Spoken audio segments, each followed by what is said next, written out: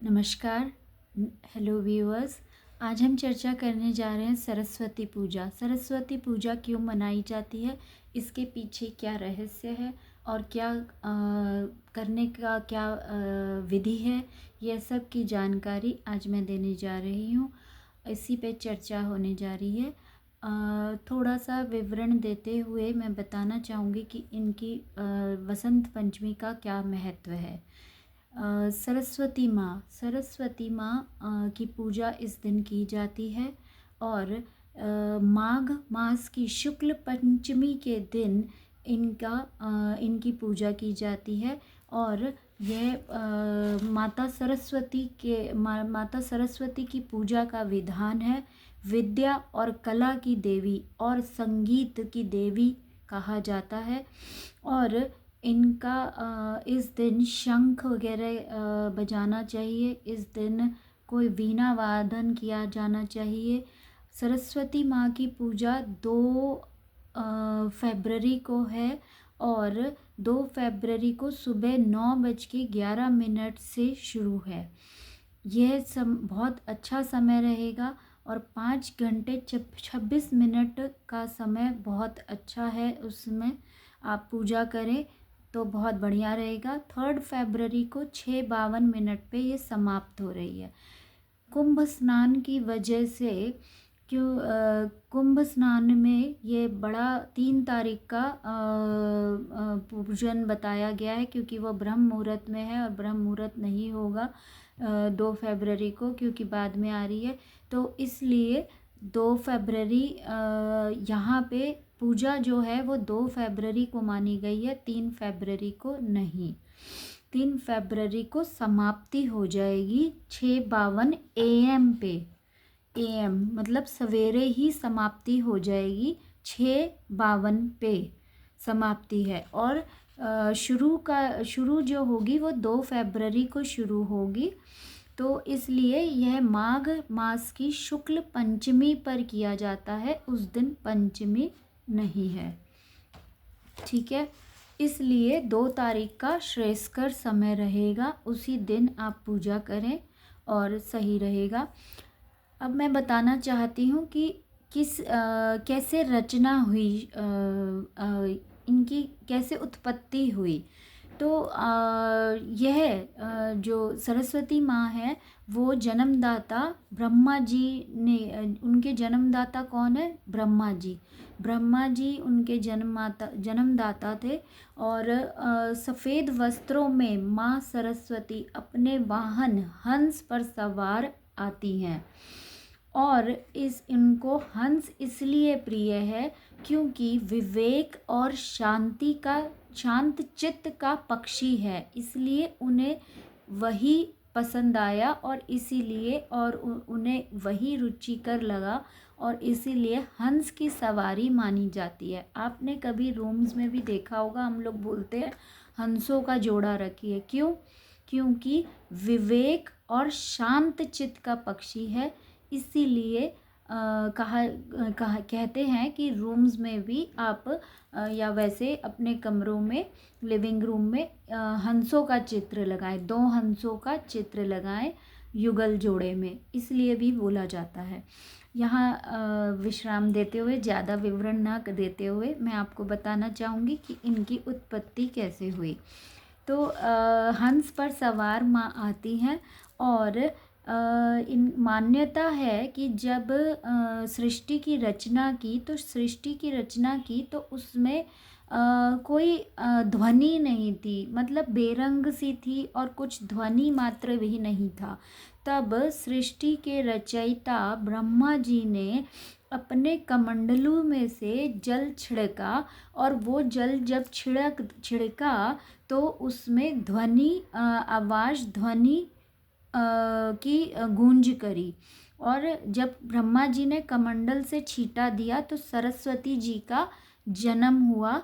और सरस्वती माँ का जब जन्म हुआ तो उन्होंने वीणा बजाकर और सारी सृष्टि में एक ध्वनि का संचार किया और इसीलिए वीणादायक और ज्ञान की देवी और वीणादायक और वीणादायक कहा जाता है। और उन्होंने वीणा बजाकर सुंदर संसार में एक ऊर्जा पैदा करी और ऊर्जा का संचार किया और मधुर आवाज़ फैलाई, पूरे सृष्टि में फैलाई। इसीलिए इस दिन शंख का बजाना, फ्लूट का बजाना और वीणा वादन करना शुभ माना जाता है। साउंड थेरेपी कीजिए, घर में साउंड जलाइए और मतलब साउंड को मतलब साउंड थेरेपी मीन्स आप कोई भी वीडियो लीजिए, उसको अपनी बजाइए, फ्लूट सॉन्ग चलाइए और वो सुनिए और उसको ग्रैस्प करने की कोशिश कीजिए, ताकि आपका जो घर है वो गुंजायमान हो, उसमें कोई ऊर्जा उत्पन्न हुए। कल का दिन अपने घरों में ज़रूर से ऊर्जा उत्पन्न करने के लिए नेगेटिविटी भागती है, पॉजिटिविटी आती है जब आप कोई ध्वनि चलाते हैं या आप कोई म्यूज़िक चलाते हैं। तो जो भी आसपास में कोई भी नेगेटिविटी होगी वो हट जाती है और ऊर्जा आती है, ऊर्जायमान होता है, घर भी ऊर्जायमान होता है। तो ये इस तरीके से आपको उस दिन यह करना चाहिए। साथ में जब क्या क्या करना चाहिए, अब मैं ये बताने जा रही हूँ कि हमें विशेष क्या करना चाहिए। विशेष माँ सरस्वती का दिन है तो पीले वस्त्र धारण कीजिए। पेन का, कॉपी का, स्याही का, जो पेपर्स देने जा रहे हैं बच्चों के, उनके पेन को ऊर्जा दीजिए, उनका पूजन कीजिए, सरस्वती माँ के आगे रख के उनकी पूजा कीजिए, आरती कीजिए, माँ की आरती कीजिए, माँ का स्तोत्र पढ़िए।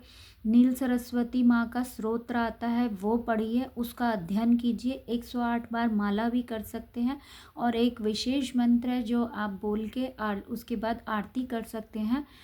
जैसे माँ सरस्वती की आरती करी और नहीं भी कर सकते तो आप ये वाला मंत्र ज़रूर से बोलिए। या कुंदेन्दु तुषार हार ध्वला या शुभ्र वस्ताव्रता या वीणावर दंड मंडित करा या श्वेत पद्मासना या ब्रह्माच्युत शंकर प्रभृति भित्रैव सदा वंदिता सा माम पातु सरस्वती भगवती निशेष जाड्यापहा। ये मंत्र आप ज़रूर से बोलें और इसको आप 11 बार बोलना चाहें तो 11 बार बोल लीजिए, नहीं तो एक बार में मन से भगवान माता का ध्यान करते हुए आप इस मंत्र को बोलिए। पीले कपड़े धारण कीजिए, पीला वस्त्र धारण कीजिए, पीले चद्दर बिछाइए, पीला और खीरानंद बनाइए, खीरानंद का भोग लगाइए, पीले चावलों का भोग लगाइए, पीले मीठे चावल भी बना सकते हैं।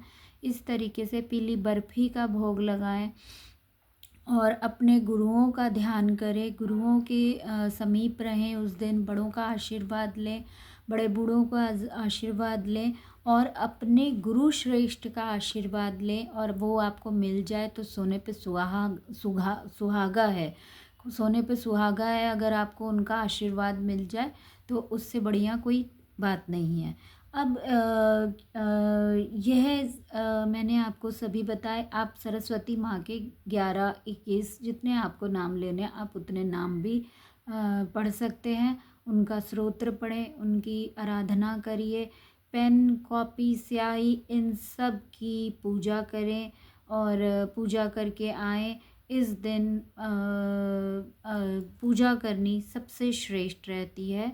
पुस्तकों की पूजा करनी, इस समय इस दिन आपको कोई नई पुस्तक खरीदनी है वो पुस्तक खरीद लीजिए, वो आप पढ़िए, उसे लगातार पढ़िए और गुरु का ध्यान कीजिए। गुरु श्रेष्ठ का ध्यान करना और गुरुओं का आशीर्वाद लेना ये सबसे बड़ा उस दिन रहता है।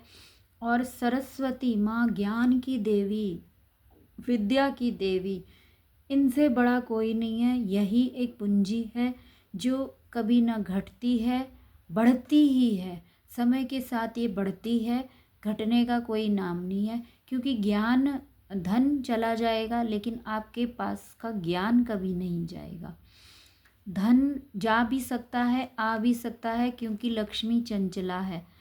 कभी रहेगी कभी चली जाएगी, ऐसा ही होगा। लेकिन वो ज्ञान आपके पास रहेगा, अगर ज्ञान की पूंजी है तो आप फिर से भी धन कमा लेंगे, फिर से भी सब कुछ कर लेंगे। लेकिन ज्ञान ही नहीं होगा तो आप क्या कमाएंगे और क्या करेंगे? इसलिए ज्ञान के साथ धन की देवी पूजी जाती है, मानी जाती है।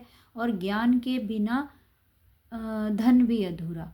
तो ज्ञान की देवी फिर कभी हुआ तो इसके साथ मैं आपको स्टोरी भी सुनाऊंगी कि माँ और लक्ष्मी में और माँ सरस्वती में एक बार युद्ध, वो तर्क वितर्क हो गया कि कौन बड़ा। तो वो भी कथा मैं आपको सुनाऊंगी ज़रूर से। अभी के लिए इतना ही कहूँगी। कल के लिए ढेरों शुभकामनाएं। आप सभी को बहुत बहुत मुबारक हो और ज़रूर से पूजा कीजिए। और जो बच्चे आईएएस वगैरह का पेपर दे रहे हैं या कोई बड़ा पेपर दे रहे हैं, उनको ये काम ज़रूर से करना चाहिए कि उन्हें ये पूछें और करें। और अगर पत्री के हिसाब से कोई दिखाना चाहता है तो वो भी कंसल्ट कर सकता है। स्पेसिफिकली अगर कुछ और दिखाना चाहे तो। Thank you. ऋतु जमारिया, नमस्कार।